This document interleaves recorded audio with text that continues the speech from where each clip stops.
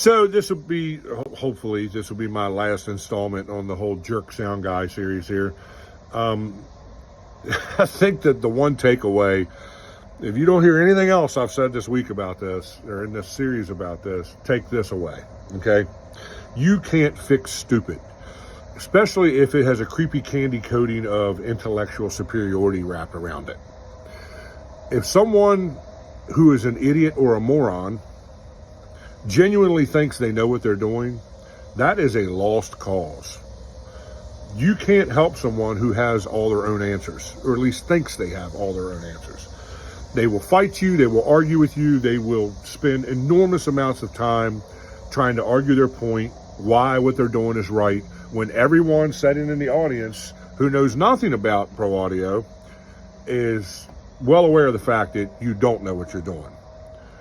Just because, you spend a lot of time online, reading forums, or, you got to go push cases for your local pro touring company on 1 or 2 gigs, does not make you an industry expert.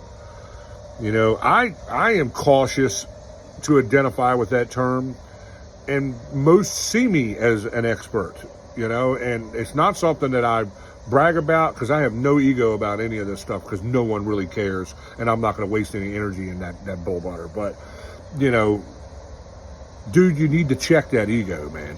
And the thing is, I had a client of mine call me not long ago. They were at a situation where the house guy would not listen to what they were asking them to do.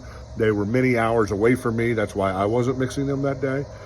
And they were like, man, it was after the first set, and they're like, well, we don't know what to do here. We don't know how to handle this situation. The vocals are lost. They can't hear guitar out front. Our regular people in this area are telling us that this is not our usual, shtick.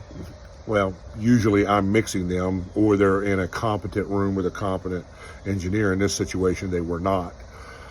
And I said, listen, you got 2 choices here. If you never want to go back to the venue, go yell at the sound guy and, piss him off. He'll just sabotage the rest of your show and make it worse.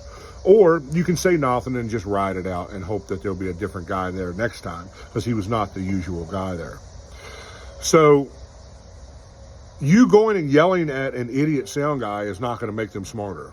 It's not going to fix their intelligence level. It's not going to fix their lack of skill. Only life and experience does that, because life will kick you in the teeth. Your phone will stop ringing, and word will get around about how much of a jerk you are. And that tends to change those attitudes quicker than anything else. So my advice was, don't even waste your energy. Ride it out.